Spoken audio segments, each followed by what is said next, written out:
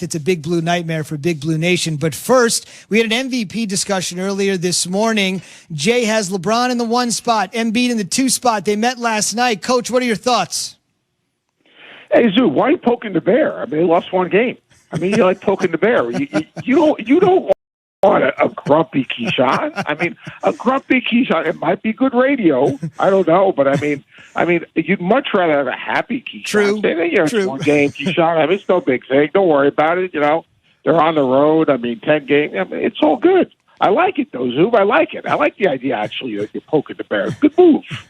As you were asking about what now? The MVP. Jay's got LeBron and Embiid. 1-2. Come on, Seth. Let's go. Kick it into gear, Coach. Come on, Jay. Well, here we go. So here's the deal. LeBron's the MVP right now. Like, you can talk about Embiid, but is he going to do it over the course of a season? What injuries is he going to have? I know it's in this moment in time. Are they going to win enough games? I think they will. I think Doc will settle that a little bit. But LeBron's the MVP. I mean, look what he's doing. It's a joke. Like, the guy's a freak. I mean, forget about all the wins and all the championships and his school and everything else. The guy's 100 years old, and every night he comes out like he's ready, like he's a rookie. I mean, that's the amazing thing about him. The dude loves to compete. He loves to play, and he loves to win. And he has the same joy in playing now that he did when he came out of Akron, you know, and high school. I mean, that's the crazy thing in the world is the joy that he plays with is incredible. So, I mean, right now, how can he not be the MVP? Let me, before I give you to Jay, and I want to ask you this. We had this conversation the other day, and I'm going to bring it back. I said that I think if you drop LeBron James in Sacramento. Stop! Jay, let me finish, man. Don't try to. I know what you're trying to do, Jay. You ain't slick. I said if I drop LeBron in Sacramento, they're going to be instant contenders just because of who he is. Now, you're a coach. You know. You tell me if I'm wrong. You know what, Key? I would have to almost agree with you. You know what? Because you need someone who coaches. Jay Will knows this. He's heard it say 1,000 times. You need someone to coach your locker room. You need someone to hold people accountable, and not a coach. You need someone that understands what you need to do, the essence of winning. And Sacramento hasn't had the essence of winning. You drop LeBron in, who's won all these championships. He's going to hold everyone accountable, not just on the court, but off the court. How they carry It's themselves. okay, Jay, man. Sit up in the chair and pay attention to the show, dog. Jay is comatose. I just There we go. He's back. go ahead, Seth. I don't want to take away your time. And I mean, and the deal is that's what you need. I mean, the one thing you need in those organizations that have not won and have not won forever is you need leadership. And it can't just be the coach. It can't just be acquiring talent. It's got to be someone in your locker room that's going to hold people accountable, that has an expectation, that can take these young, talented players, because Sacramento's had young, talented players, and taking these guys and teach them how to be pros. And that's the biggest thing in the NBA. The NBA is so young right now. The league is so young right now. You know, the one thing teams that are emerging need is leadership. It's just the way it is. Seth. My man. You're telling me we're going to drop LeBron James on a team with Holmes, Justin James, Jabari Parker, Hassan Whiteside, Corey Joseph. You talk about Tyrese Halliburton, Buddy Hield, Fox. Hield. That's going to get to the Western Conference Finals. Well, here's the deal. He's going to take Fox, and he's going to take Hield. No, Seth. I don't need the coaches talk. Key said contend for a championship. Contend for a championship means getting to the Western Conference Finals. No, it doesn't. It means getting to a deep run in the playoffs, man. Stop. Always moving the goalpost. How deep? What do you mean moving the goalpost? He just moved the goalpost from yesterday. Drop the team in. So how far do you think this team can go, Key?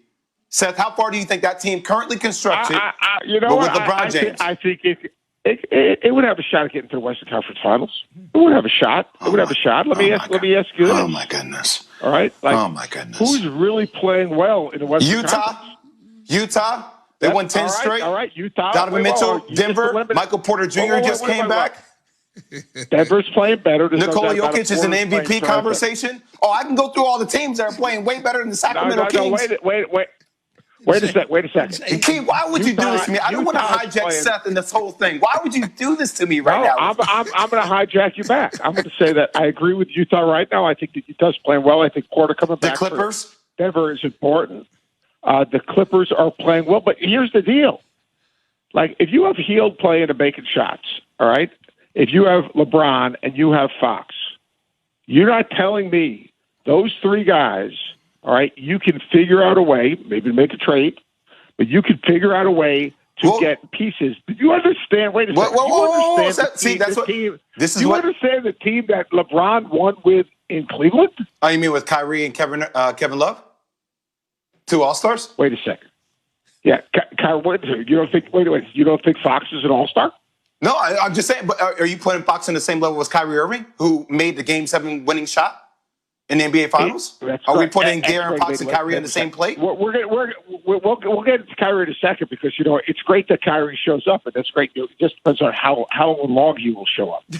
So I mean, that's a bigger issue. So yeah, like that team. Yeah, I think that LeBron can elevate his team. At 38, I think he can elevate his team. Yes, I think he changes guys' attitudes. Seth, and I'm not a LeBron apologist. I know you're not. I agree. I agree. Go ahead. Jinx. No, I agree. He changes everyone's attitude. It changes their presence. I agree that he has like a Tom Brady feel, like the whole organization will then change. And I would assume that Monty, their GM, would then put in trade aspects as people will want to play with LeBron James. But that is changing the goalposts. The question that we had asked yesterday. Move the goalposts, Jay. Move the goalposts. You know what, Key? You had Mitchell Trubisky on the Eagles yesterday, so you stop. All I'm saying is that currently constructed with this roster, not talking about changing the roster or bringing free agents there or saying, hey, in 2 years. I'm saying this year, drop him right now on this team. He's going to contend for the Western Conference Final. Man, the man said he is now. Okay. Anyway, go ahead, Zubin. Here's the one thing. The last thing I would say on that is for Sacramento to make the playoffs, it's like contending for the Western Conference Championships. I think I was told the next thing I need to do is just wind you up on Kyrie Irving. Go ahead, Seth. Let it out. Yeah. Here's the deal. No, the Nets right now. Kevin Durant's, by the way, in the conversation for MVP. Agreed. Yes. All right. No doubt about it. Kevin Durant is in the conversation for MVP. The Nets in general won't be a championship caliber team until they defend. We all know that. That's just factual. The Nets in talent are going to be a championship team. The Nets, in terms of consistency and whether you can count on them, will be determined by, obviously, Kyrie Irving. Now, here's my question. All right, Jay Will, Kyrie Irving, can you count on him for the next 60 games? I honestly think, Seth, you can. And here's why I say this. Give me past performance. Give me a reason why. No, here's why I say this is because sometimes when you are on a mission to do something greater than basketball, which clearly he was when he took time away, and now you got Harden there. You also got KD. You got a couple veteran guys on the coaching staff, along with some veteran players on the end of the bench that could calm the waters when a player starts to see the fruits of his labor. You know that, Coach. You know that. Once it settles down. Oh, man. You're unbelievable. You guys are unbelievable. What do you mean I'm unbelievable? You're unbelievable. Look, I think he's one of the most unique talents in the NBA and in the NBA in years. No doubt about it. Here's the guy. Here's the guy. Look at his history, and I think Coach, the guy. I think Coach, the guy's I get it. History. Guys don't change. Kate, let me ask you something. You've been in how many locker rooms? How many years you play in the NFL? I've been in 4 different locker rooms. 4 different locker rooms. All right. So that means you've been around hundreds and hundreds of guys. Yes. How many guys change? How many guys change? How many guys change, Keith? I mean, like, how many guys change? Like, guys, like you look at that dude, like, that guy is who he is. All right, I got to accept him for who he is. All right. How many guys change? How many guys maybe got off the beaten path, got back on the beaten path? All right, got off the beaten path, got back on the beaten path, got off the beaten path, got out of the beaten path. How many guys say, no, guys, get back and get in line and become great teammates and are great teammates and consistent and guys you can count on them every single day? How many guys that went back and forth become guys that you can count on every single day? How many? I think in this unique case, Coach, that's called deflection, Coach. No, it's not. I think in this unique case, if you look at him early on in Cleveland with LeBron, he wasn't all over the board. He, for whatever reason, he got kind of different after, to me, they won the championship. Then it became something different because early on, Kyrie wasn't like that with LeBron, and you know that, Jay. Then in Boston, whatever happened in Boston happened in Boston. This is a different group. So I'm believing that Kevin Durant, along with James and along with the coaching staff and veteran players, Coach, that they will calm the waters and he sees the greater good of this NBA title getting ready to happen possibly for them. That's all I'm saying. Is this a switch you can flip? I'm just wondering, because since he's been with the Nets, all right, I mean, come on, man. It's no different than when he was with Boston. I'm going to be in Boston forever. We don't need a coaching staff. I'm going to get rid of the evil spirits. I'm going to just disappear and not communicate. I'm working for the greater good. I mean, hey, Seth, here's the deal. I think the guy is incredible, Coach, but come on, man. Coach, I'm holding you over. Stick around. I want you to sit with us for our next segment. Nothing Don't wrong go with anywhere. some good sage, Seth. You know, you gotta.